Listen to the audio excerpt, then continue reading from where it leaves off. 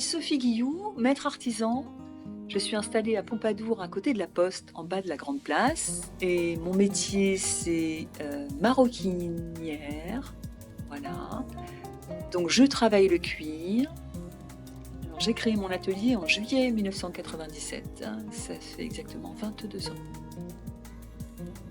Alors, je fabrique des sacs et des accessoires de sacs en cuir.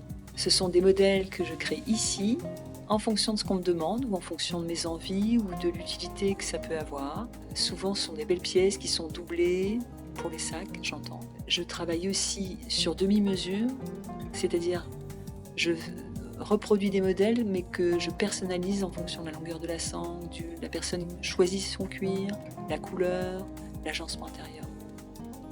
Alors le produit le plus populaire, c'est le petit sac en cuir increvable qu'on peut porter de 3 façons différentes et qui est au petit prix de 85 €, tout cuir et garanti par l'artisan, qui s'appelle le quart de lune.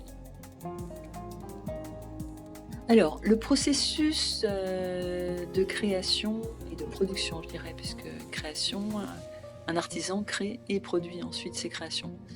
C'est d'aller chercher les cuirs en fonction de la collection que je veux créer, ou de la pièce qu'on me demande de créer, la texture, la couleur, le coup de cœur, ça c'est très important. Le coup de cœur, des fois on voit une peau et on se dit « Ah, ça y est, je sais ce que je vais faire avec, ça va être génial ». Voilà, on jubile. La jubilation, c'est très important. Voilà, ensuite je reviens avec mes peaux.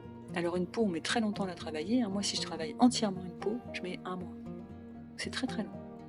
Donc il y a tout un tas de petites étapes qui commencent par le dessin, ensuite on réalise le dessin en 3D, en 2D, sur un gabarit en carton.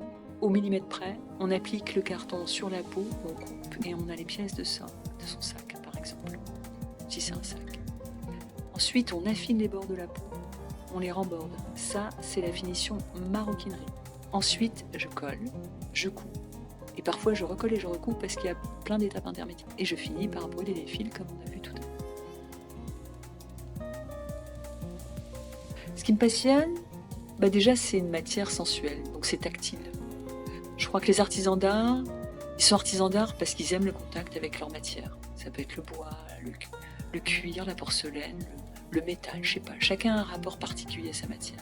Moi j'aime la souplesse, la chaleur, et puis j'aime créer, c'est jubilatoire de créer. Créer pour quelqu'un, créer pour soi. Voilà. Alors des fois on décide de créer quelque chose, c'est programmé, et des fois, pouf, c'est l'accident ou un pli de matière qu'on voit qui va inspirer une création et on se laisse guider, on se laisse mener.